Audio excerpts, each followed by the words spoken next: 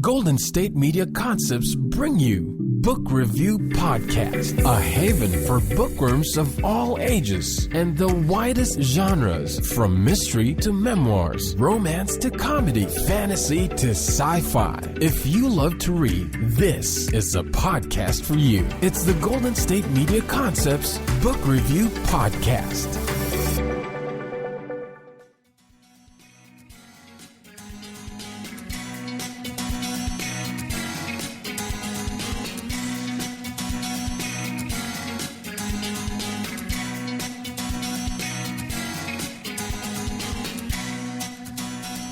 Hello and welcome to the GSMC Book Review Podcast, brought to you by the GSMC Podcast Network. I am your host, Sarah, and I hope you had a wonderful holiday season.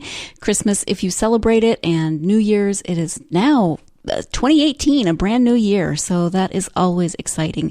I hope that you maybe got some new books over the holidays, or you have set a reading goal for 2018. I see a lot of people are doing that on Goodreads, so good luck with that if you have set that goal. I always support any reading goals. I have another author interview for you today. I'm excited to introduce you to Margarita Montimore, who has her debut novel coming out on January 10th, so next week. It is called Asleep from Day, and it is so good. I want to tell you everything, and I want to tell you nothing, because I don't want to give anything away, but it's so good. I want to throw a bunch of stuff out there and be like, yeah, this is awesome, and you must read it. I'm just going to give you the blurb, though, because I don't want to give any spoilers, and the blurb will be safe. So here we go. Astrid can't remember the best day of her life. Yesterday. A traumatic car accident erases Astrid's memories of September 9th, the day she spent with an oddly charming stranger named Theo. Ever since, she's been haunted by surreal dreams and an urgent sense that she's forgotten something important. One night, she gets a mysterious call from Oliver, who knows more about her than he should and claims he can help her remember. She accepts his help, even as she questions his motives and fights a strange attraction to him. In order to find Theo and piece together that lost day in September, Astrid must navigate a maze of eccentric Boston nightlife, from the seedy corners of Chinatown to a drug-fueled Alice in Wonderland-themed party, to a club where everyone dresses like the dead. In between headaches and nightmares, she struggles to differentiate between memory, fantasy, and reality, and starts to wonder if Theo really exists. Eventually, she'll need to choose between continuing her search for him or following her growing feelings for Oliver. Astrid might go to extreme lengths to find what she's lost, or might lose even more in her pursuit to remember, like her sanity. So that is the description of Asleep from Day by Margarita Montimore. As I said, it's her debut novel, and it comes out next week on January 10th. And it is, as I said, it is so good. I don't even have enough words to describe to you how good this is, how it just sucked me in, how I wanted to know more. I wanted to find out what was going to happen. I wanted to find out what had happened during that lost day. I was right there with Astrid in wanting to find out the answers. But again, I do not want to give you any spoilers, so I'm going to just turn now to Margarita's interview and let her talk about her book, so that anything that is said is hers to say, and I will not be accused of spoiling anything. So here we go.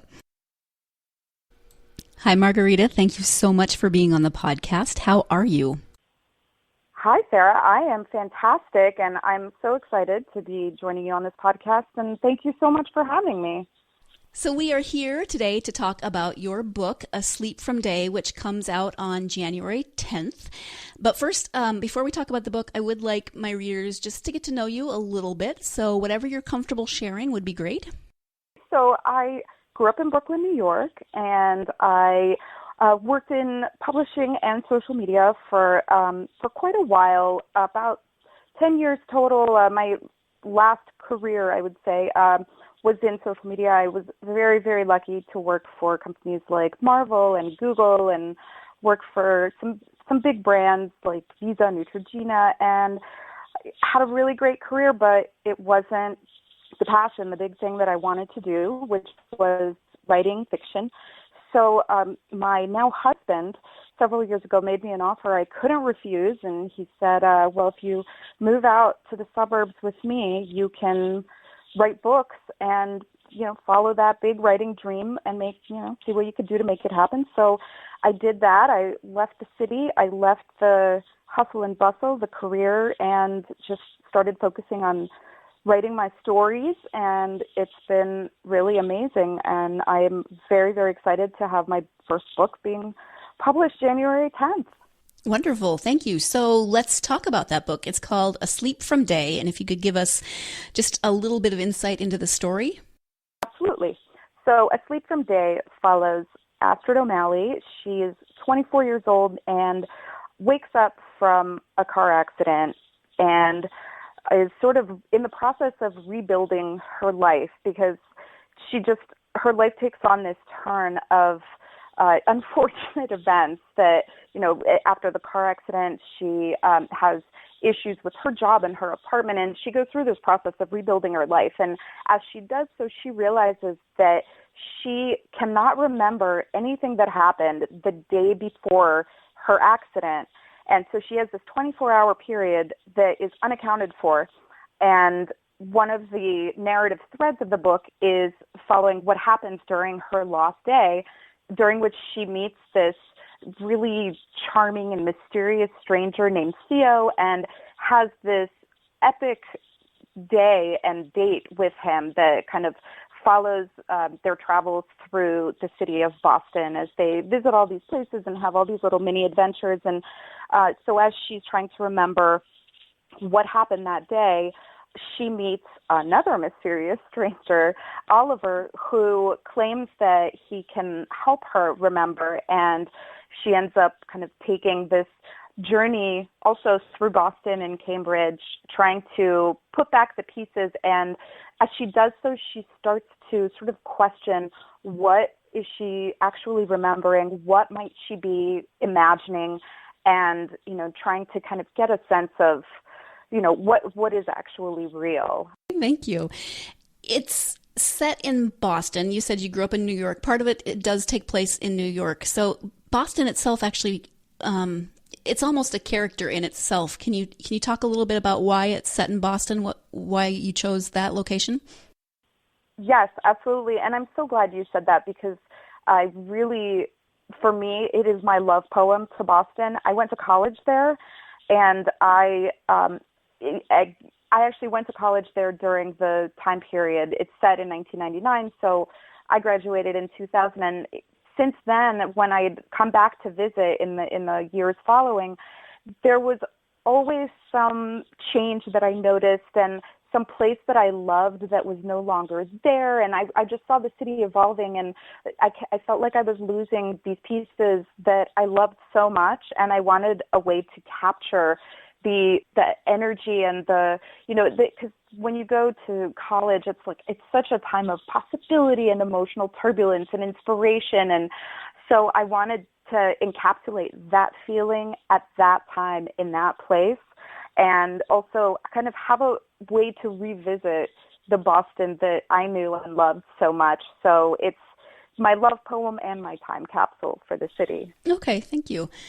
And then a question about the title, Asleep from Day. Can you talk about the kind of ambiguity of that title? Sure. So, it literally, first of all, there are a lot of dreams in the book and dream sequences that kind of create this sense of unease and of things being a little bit surreal and dreamy. So I wanted to kind of create that feeling of everything is normal except it feels 1 degree removed. And so, Asleep from Day, I feel like it conveys that the dreamy vibe that I'm going for. And also it just is also appropriate for kind of, she's trying to recover this lost day. And, in her sleep, she has these, colorful, vivid, at times they're flat out nightmares, which actually go a lot to illustrate what's happening in her mind, in her life, and, kind of the situation that she's in. And also, I have to admit, Asleep from Days, Chemical Brothers song that I listened to a lot while I was writing this book, and also just has this feeling of kind of dreaminess, and it's just, I feel like it conveys the energy and the spirit of the book really well. Okay, thank you. So what was your inspiration for this particular story? A long, long time ago, we're going back before the era of missed connections and Craigslist and all of that. I remember reading, or I think I actually saw it on the news. It was this human interest story about a guy. He met this woman, and funny enough, this was in Boston, and this is like before he even went to college in Boston. He met this woman on the bus, I believe it was, and they only talked for maybe 5 or 10 minutes. The only thing he could remember that they talked about was Kevin Bacon. And he was so taken, this woman, she got off a few stops later, and he couldn't stop thinking about her. And he had no way of finding her because, you know, this was in the 90s, in the early 90s, I think. So what he did was he put up flyers all over the city to try to find her again. And like, so the flyers mentioned we were on this bus at this time. We talked about Kevin Bacon, and it was, nobody did that kind of thing back then. So it got picked up by all of these local news outlets. And then, I mean, since I saw the story in New York, it must have become this like national human interest story. And I just remember finding that so obsessive and romantic and weird and awesome and, you know, like a little bit creepy maybe, but at the same time so cool that like, wow, that, you know, this man was so taken just in a few minutes that he went to these lengths to find this woman again. And I don't remember if he actually ever did, because the story I saw was him looking for her. And it just stayed with me for years and years and years, and finally kind of sparked into something that became this book. Oh, fascinating. Thank you. Yeah, I do wonder if he ever found her, or if when he did find her, if she wanted to be found. You know, there's all kinds of questions that come out of that. So give us some insight into the main character of Astrid. Is there anything that she will do that is going to resonate with readers, or do you feel like there's anything that she does that might not resonate with readers?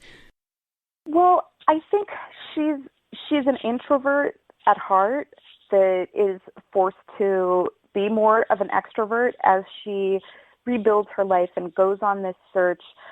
She's very she accepts what life has given her, and she doesn't really have a big plan for her life or big expectations for her life.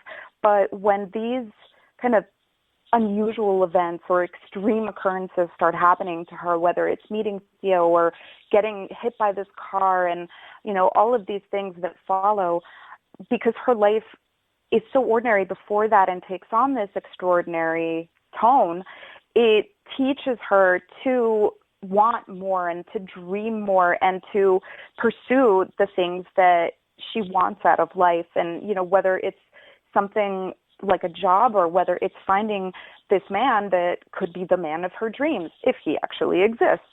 So I think I think that people will relate to kind of being in your comfort zone, but also the need to step out of your comfort zone, and how, you know, when you are pursuing something that you really want in life, you have to at some point be uncomfortable and take risks and push yourself and push your limits. And what that looks like may be different for everybody, but I think that element of Astrid's character, which I know sometimes does become a bit obsessive, but I think that the persistence that she develops and the agency and kind of taking control of her life, I think that's something that's relatable. And also the idea of, you know, passion versus pragmatism, and, you know, following what it is you want versus what it is that you feel like you need. And also one of the themes of the book is questioning memory and the unreliable nature of memory. And I've had experiences where we think we remember something a certain way, but then we talk to a person that challenges what that notion is, and there's something very disruptive about that, thinking that, wow, like this reality, even though it's in my past and it already happened, I was so convinced that it looked like this, and now I have to kind of pivot and think about it in a completely different way. So that's another element I think people may be able to identify with. Let me just jump in here after having Margarita describe the book and talk a little bit more about the main character, Astrid. We do have to take our first break of the podcast, but when we come back, we'll be talking more about the book and the setting and things that happen and decisions that Margarita made in terms of the writing and the genre, etc. So stay tuned. You're listening to the GSMC Book Review Podcast, and we will be right back. Do you want to be healthier, yet you just don't know what to do? All these shows telling you this and that, but nothing seems to work. Well, listen close. Golden State Media Concepts has got something great for you.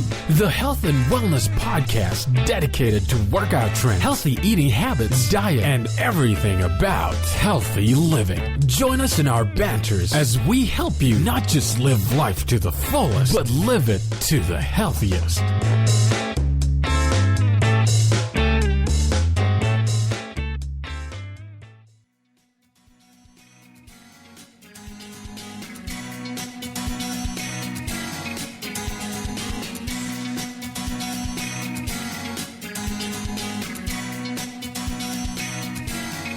Welcome back to the GSMC Book Review Podcast. I am speaking today with Margarita Montimore about her debut novel, Asleep from Day. And as I mentioned before the break, she's going to speak more about autobiographical elements, that if there are any in the novel, some of the other things that came through the writing process. And also, we're going to talk a little bit about the ending. But again, no spoilers. So back to that interview. You've touched on some of this already in terms of your love letter to Boston, etc. But are there other autobiographical elements in either the story or any of the characters?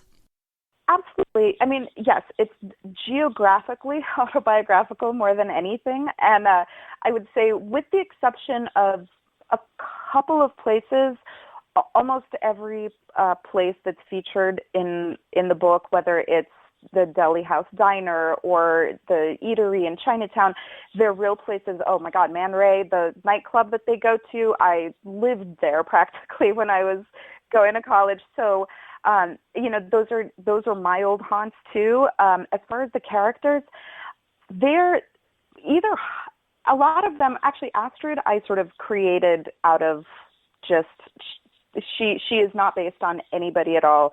I would say the other characters, if they're based on real people, they're either hybrids or people that I knew peripherally. I find that when you're really close to somebody, it's hard to write about them because you know them so well.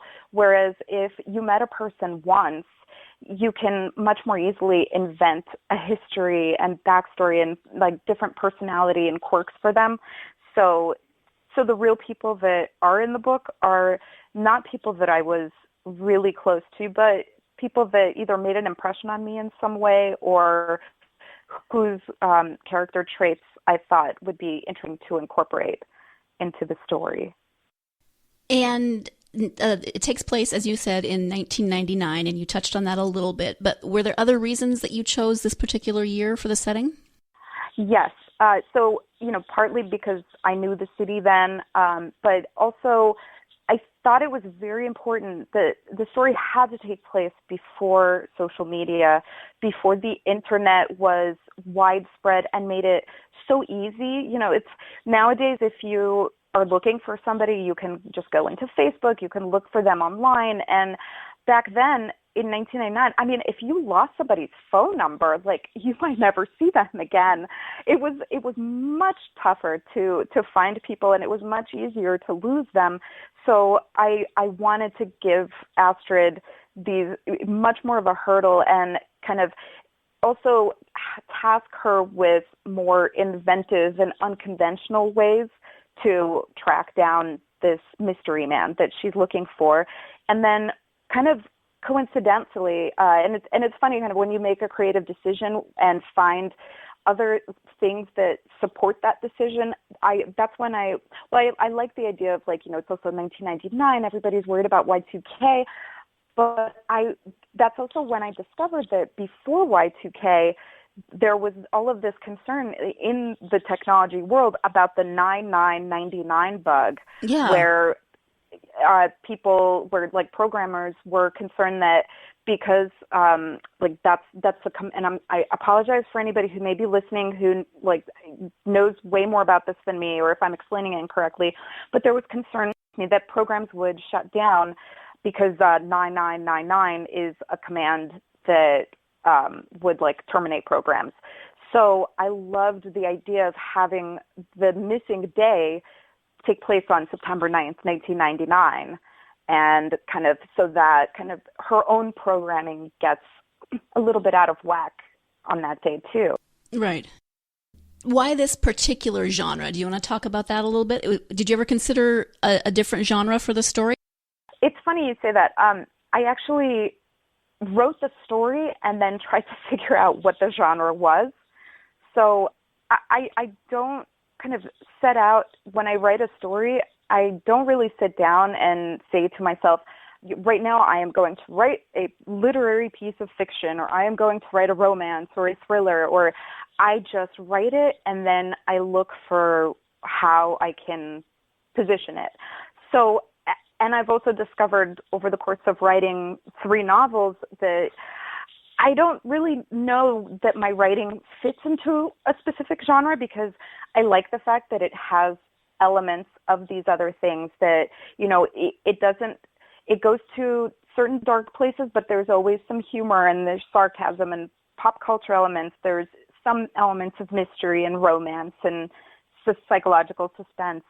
So, yeah, I think I would probably have an easier time if I did write to a specific genre, but I personally love stories that flirt with different genres and aren't easily classifiable, so I'm hoping that there are a lot of readers out there like that who will appreciate that about my work. Mm-hmm. Yeah, it does cross a lot of different genres, which actually I find a lot in some of the books that I read, and I kind of like it because it exposes you to things that you might not read otherwise. It's also realistic because real life isn't one thing. Right. So when I'm writing stories about people that I want to jump off the page, they're not going to be in one mood or, following one single theme. It's going to have different facets and dimensions and layers to it. So we talked a little bit about this before, and before we started recording, and you mentioned it in the acknowledgement section of your book. So I don't want to give anything away because the book is great and follows lots of twists and turns, but you've had some initial reaction to the ending. Do you want to talk a little bit about that? Sure. And I am so spoiler sensitive, so I won't give anything away, but to give you an idea of kind of the extreme reactions I've had over the ending, I have had one friend of mine who read an early version of the book who said to me, if I wasn't reading my book on a tablet, I would have thrown it across the room. Oh no! And then but she loved the book too. So, and then I had another early reader say when she read the ending, she burst into tears, in a good way, that it hit her in her heart that much. Oh wow! And then I would say one of the more common reactions to the ending is initially people feel kind of thrown off and maybe a little bit angry, but then once the dust settles and once they really kind of get to sit with it for a little while, they appreciate it and come back to me and say, you know what, this is the right ending for this book. And it's funny because when I thought so much about this ending, and more so than probably any other aspect of this book. And I have to give credit to my husband, Terry, because I brainstormed for hours and hours and hours with him over this ending, and he gave me this idea of how to end it. And as soon as he said it, I was like, yep, this is it. This is the perfect ending. And I remember at that time I had read Gone Girl, and when I read the ending of that book, I was livid. And then about a little bit of time passed, and then I was like, oh no, this is perfect. I hated it and I loved it. And I also loved that it inspired such a big reaction from me, and that I kept thinking about this book for so long after I had finished it. And so I feel like a very resolved and neat and unambiguous ending to a story that relies, and I'm talking about my story here, that relies on creating a sense of the surreal and dreamy. I don't want to wake the reader up abruptly. I feel like that there has to be a little bit of uncertainty that kind of still lingers. So I think that also hopefully will get them to keep thinking about the book after it ends.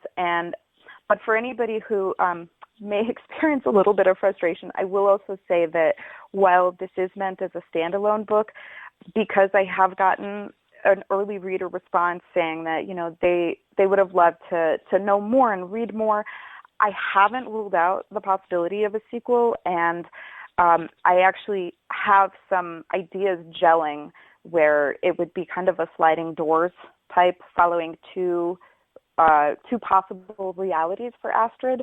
So that is something that may happen down the line. Mm-hmm. And I can completely resonate with a lot of those reactions, because as I told you, I loved the book, and I was reading it and, kind of composing responses in my head to you as I was reading it. Oh, I love this. This is awesome. It sucked me right in. And then at the end I was like, I hate this book. And then I didn't really hate it, actually, but once I started sitting with it, it really does stick with you, which is great. But now I've just decided I'm going to blame your husband. So. And you know what's so funny? Every time I read him either an early review or an email or whatever it is, a note from a reader mentioning something negative about the ending, he goes, I'm sorry. And I say to him, you know what? I have had so many chances to change this ending. If I had changed the ending, I know that I wouldn't get like such a big reaction, positive or negative, on it, but I live and die by this ending, and I am sticking to my guns. So, if that hurts me down the line, or, if I suffer for it, like, I still am completely 100% behind it. So, there's no need to send him any hate mail. Like, I take full responsibility for it. Yes, please leave the hubby out of the hate mail. He designed such a pretty cover. Why don't we focus on that instead? Yes. Yeah. So we're going to transition a little bit away from the book specifically and into your writing a little more generally. You said that you moved from New York to the suburbs to begin writing, but had you been writing before that? Is writing something that you'd always wanted to do? Yes, I've been writing. I mean, it goes back to 6 or 7 years old, where I was in some kind of stationery store. I pointed to a Hello Kitty diary and asked my parents, like, please get this diary for me. It had a lock on it, so I felt very comfortable sharing my secrets with it as a small child. And really, ever since then, I was writing, a lot of it was diaries. And then I moved on to poems and short stories. But I think when it really became cemented for me was when I was about, I believe, 16. I was a junior in high school, and I took this absolutely phenomenal creative writing class. And it was a workshop, and our teacher was, I thought, like the coolest woman in the world. She rode a motorcycle. She had her nose pierced. She told us these crazy stories. She dropped F-bombs. Like, she was awesome. And she fostered this environment where everybody felt so free to express themselves. And even though it was a workshop and we critiqued each other's work, at the same time, it was so supportive, and you could feel the creativity. Like, anybody I talked to, like, years and years after, who was in that class with me, like, they all say, like, that was a magical class. Like, there was just something, nobody ever had that kind of experience again. So, for me, that's when I realized, like, oh my God, like, this is what I love to do, and I have so much to say, and I now feel like I have the freedom to express these stories. And, I felt like I found the love of my life in terms of, my path and my passion. And so we have another author who knew really early on in her life what she wanted to do. I am always so impressed and a little bit envious of people who just know with such conviction at an early age that this is what they are meant to be doing. We do have to take our second break of the podcast, and when we come back, we'll be speaking more, of course, with Margarita. We'll be concluding the interview and talking a little bit more about her schedule, her advice for aspiring authors, where we can find her on the internet, etc. So stay tuned. You're listening to the GSMC Book Review Podcast, and we will be right back. Tired of searching the vast jungle of podcasts? Now listen close and hear this out. There's a podcast network that covers just about everything that you've been searching. The Golden State Media Concepts Podcast Network is here. Nothing less than a podcast bliss with endless hours of podcast coverage. From news, sports, music, fashion, cooking, entertainment, fantasy, football, and so much more. So stop lurking around and go straight out to the Golden State Media Concepts Podcast Network. Guaranteed to fill that podcast itch. Whatever it may be. Visit us at www.gsmcpodcast.com. Follow us on Facebook and Twitter, and download us on iTunes, SoundCloud, and Google Play.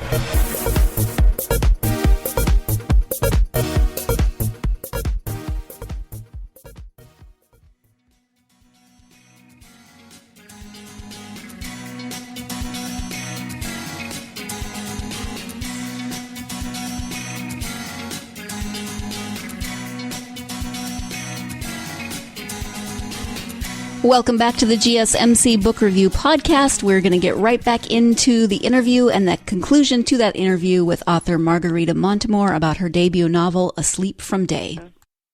So talk about your schedule a little bit. What does writing look like for you? Do you have a favorite place? Do you have a certain time that works best for you? I should be more regimented than I am, considering I have a high maintenance but absolutely wonderful dog. I have a white German Shepherd named Cooper who is very, very active. She's only 2 years old, so she's very young. So I have to take her on like hour-long hikes every day so that she's tired for the afternoon, and that's when I get most of my writing done, I would say, and not every day. And because I also I'm a freelance editor and book coach, so that's the afternoons are kind of the quiet time when I get work done, period. My favorite time to write, though, is late at night, and I am such a night owl. I've actually noticed I feel my creative peak at 1 a.m. Oh, wow. And so when you have a dog that wakes you up at 9 a.m. like clockwork, that can be a little bit tough, but I try to balance that. For me, it's really just whenever I can find time. Even when I'm hiking with her in the woods, I have been known to just take out my phone and I will use the voice to text application, and I'll just transcribe a scene if I have something in my head or a blog post or whatever it is. So I don't really have a certain schedule. I want to try to become more consistent in terms of where. I have a home office. Before the dog, I used my treadmill desk all the time, and I would get a lot of writing done that way. But otherwise, it's funny because I've seen or I've read other interviews with writers that like they have a special room set up for writing, but they end up doing most of the writing like either on the couch or in bed. And so for me, I would say, some of it gets done in the office, but a lot of it gets done on the living room couch too. So it's really just, wherever I can squeeze it in or wherever the inspiration strikes me. Right. So what are you working on now? What's next? So, well, right now, I'm certainly busy with all the marketing and promotional stuff for Asleep from Day, but I am working on, I have 2 completed novels, and one of them I'm in the process of revising the very last part of. So I'm hoping to have that done within the next month or so, and it's actually an R&R, revise and resubmit, for an agent who happens to represent one of my favorite writers. So I'm really excited about that. Otherwise, I have another book that's completed that I think I want to rewrite 50% of. So that's kind of ambitious. I started and then I was like, this feels like a lot. Let me let this breathe for a little while. But then at the same time, since I don't draft quickly, I'm happy if I can do a book a year. And I've written 3 so far. This past year has been spent more like getting Asleep from Day ready for publication and working on editorial projects. So I really, really, really in 2018 want to finish drafting a book. I wrote a third of a book months ago that I kind of set aside. So I'm absolutely determined to start something new and complete it. And what that new thing is, depending on the reaction I get for Asleep from Day, as I said, I'm not opposed. I already have the little kind of buzz of ideas popping up in my head. So it might be a sequel to that. It might be a sequel to the book that I'm currently doing the R&R for, or it could be one of the handful of additional ideas that are sort of floating around. Mm-hmm. So fun. Yeah. When you have time and you are reading, who are your favorite authors and what are your favorite genres?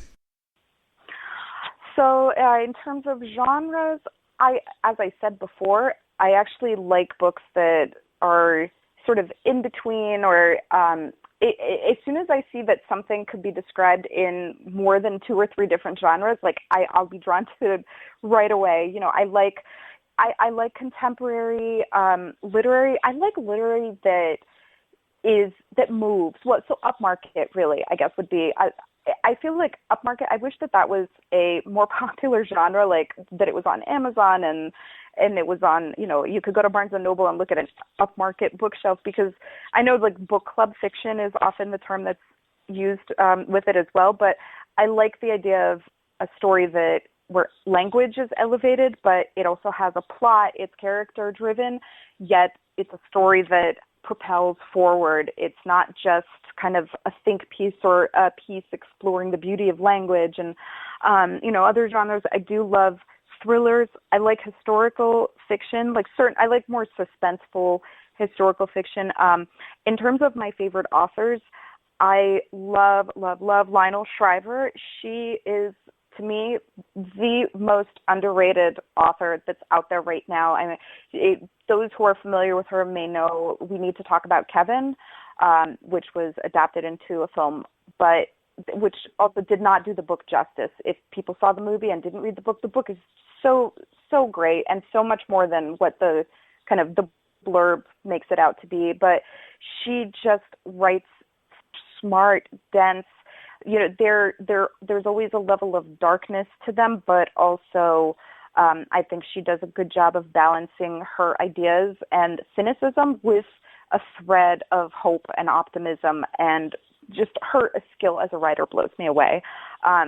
Also, Margaret Atwood, she's the first writer I read for pleasure, that was kind of a cut above, that wasn't just like that I'm reading for fun. Like I kind of went from like Sweet Valley High, D.C. Andrews, Christopher Pike, and then I stumbled upon Margaret Atwood, and I was like, oh my goodness, this is not literature I'm reading for school and have to write a book report. Like it was my first foray into like literature that I was just completely, in love with, and where I saw like storytelling that can go to a whole other level. And then Milan Kundera is another favorite of mine, because I love that he breaks the biggest rule of writing, which is show, don't tell. His stories are almost entirely telling, and they're just full of ideas and insights, and they're brilliant. And then just a couple of others. I mean, I could keep going for hours, but I won't. I do love F. Scott Fitzgerald, particularly his short stories, though I will say controversially, because I absolutely love conspiracy theories. I heard recently a rumor that it's possible that Zelda wrote a lot of the work that he's credited with, and I whenever I read his work, I always felt like it had, one of the things I loved about it was that it had an emotional core that I had only encountered from female writers. Mm-hmm. So whoever wrote the F. Scott Fitzgerald stories, I love the emotion behind them and kind of what that evokes in me. And then I do love Gillian Flynn. I think she absolutely deserves all of the hype that she's getting. Her language just knocks me off my feet, and I cannot wait. I hope she's working on something new, because I'll read it in like a day, and I love her. I think she's fantastic. Okay, thank you for that. Sure. Do you have any advice for aspiring authors? Oh boy, do I. I would say grit and persistence are so important.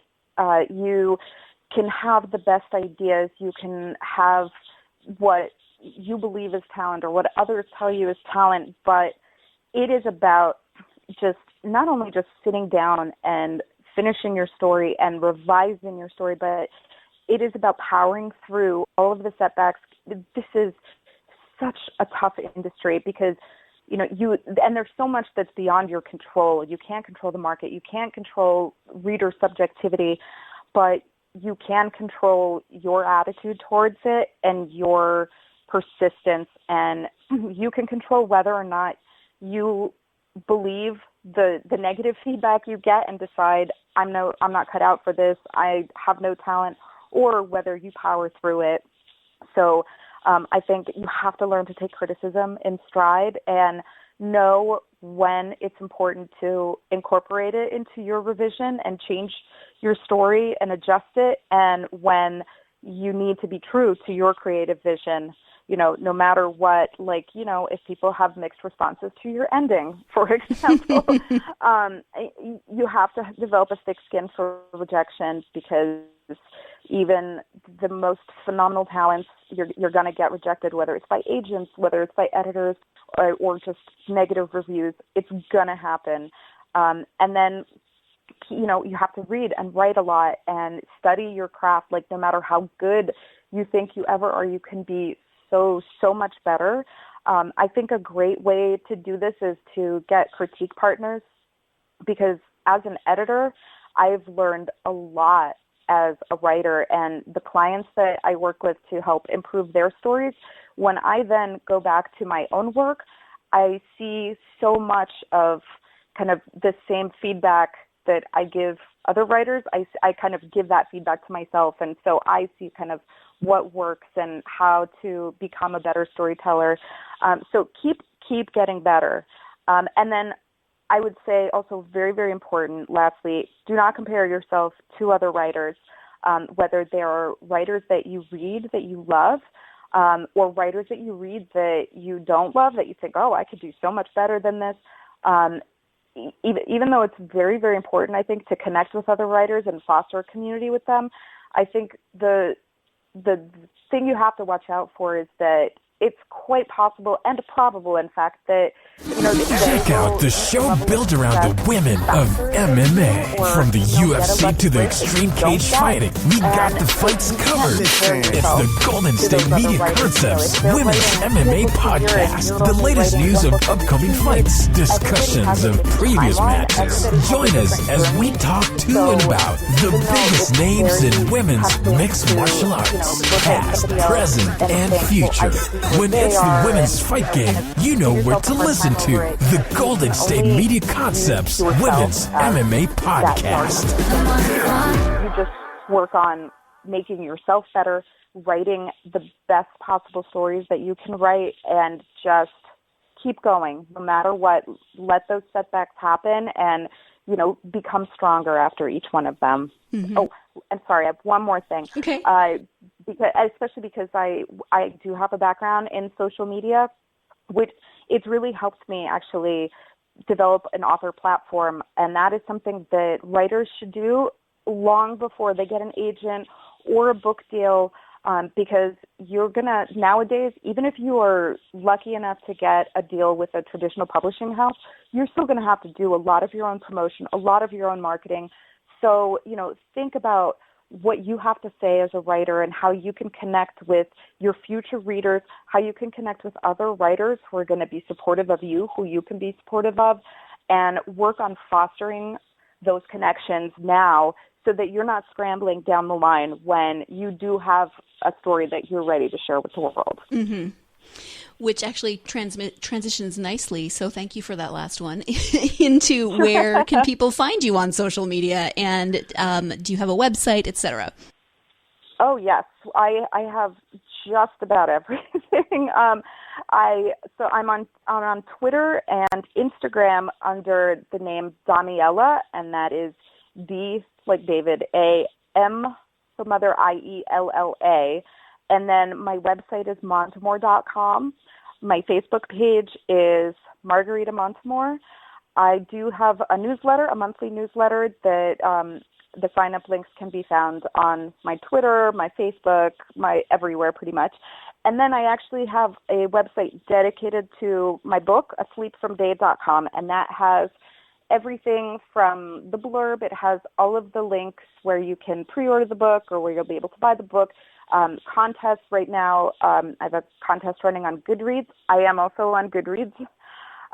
So yeah, I think I've pretty much covered. I have other social channels I don't kind of update as often, so I've decided like these are the ones I need to focus on, and they keep me pretty busy as it is. Yes, it does take a lot of energy to keep them updated.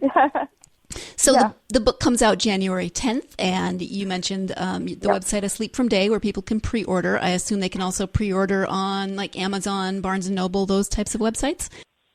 Yes, asleepfromday.com has the links to all of those places. It's on Amazon, Google Play, Kobo, Barnes & Noble, like it pretty much any device where, you know, you get your electronic books, or Amazon has the paperback available for pre-order. So yes, you should have no problem finding my book. Okay, perfect. Is there anything else that we haven't talked about that you would like people to know about the book or about writing in general, or anything that we haven't covered? I think we've covered a lot. I would say just overall, you know, one of the things that I've noticed, you know, as a trend, and this goes beyond just books. I think it's in movies and TV. I think that there's this reliance, and, you know, again, I know I'm on my soapbox about genres, but I think that it's easy to classify things a certain way, or, you know, we want to be able to kind of define things by genres easily, but I think it's very exciting to kind of look beyond what is already known or easily defined. And, you know, I would encourage people to tell stories that are different, that, you know, are not X meets X, that, you know, kind of push boundaries and not be afraid to kind of go beyond what it is the market wants or what it is that's popular, but really kind of write your passion projects and, you know, be weird, be original, be kind of, don't pander to the market, but tell the stories that are burning inside you. And I absolutely believe that if it's something that you're passionate about, there are going to be other people that are passionate about it too. And, you know, you will find your audience sooner or later. Well, thank you for that. And thank you so much for taking time out of your day to talk with me. I loved the book. I might have hated it a little bit, but that only added to my love. So thank you again for writing the book and then for taking the time to talk to me. Thank you so much for having me. This was an absolute pleasure. Oh, thank you. Once again, I want to thank my guest, author Margarita Montimore, for taking the time out of her schedule to talk to me about her debut novel, Asleep from Day. As I have said already about 22 million times, I loved it. It's so good. Pre-order it. Go out and treat yourself to a New Year's book and just get lost in the story, because Astrid's already lost in the story. So go in there and be lost with Astrid. It's really good. You won't regret it. And even though it says it's, you know, kind of a psychological suspense book, it's not scary. It's not that kind of a book. It's just, you know, psychological in the terms of not knowing and trying to figure out, and just that journey and that adventure of trying to figure out what happened in that day that you can't remember. So Again, it comes out January 10th. You can go to the website asleepfromday.com to find out where you can pre-order it. Go out and find a copy. You won't regret it. And that's all I'm going to say, because I could babble and babble forever. Here's something crazy that I'll tell you. I don't have any author interviews scheduled this week. This is the first week in a very long time that I haven't had an author interview scheduled. So next week, there won't be any author interviews. I will most likely do an episode. I'll be doing another episode on Thursday this week. I'll talk about books that I've read that I'm not interviewing an author for, which I haven't done also in a long time. So that'll be exciting. And then we'll see what next week brings. But I will be back with author interviews the following week. I'm interviewing another debut author, Susan Couples-Munger, about her book, The Fairies of Glendarren Hills. It is a children's book, a young adult book, and it is, obviously it's got fairies in it, so fairies and fantasy, and it's a lot of fun. You'll want to join me for that. In the meantime, you can find all of our podcasts at www.gsmcpodcast.com. You can download those podcasts on iTunes, SoundCloud, Stitcher, Google Play, any app that you find for your mobile device. And you can follow us on social media. Please come, follow us, interact with us. Again, I'm saying us as though I am more than one person, but I mean us in the general sense of the podcast. Come and find me, us, it, whatever, on social media. We're on Facebook, Twitter, Tumblr, and Instagram. I hope you enjoyed today's interview. I hope you will join me again on Thursday when I talk more about books, just books that I've read, which I enjoy, and I hope you will too. In the meantime, go out there and get yourself lost in a good book. Thank you. You've been listening to the Golden State Media Concepts Book Review Podcast, part of the Golden State Media Concepts Podcast Network.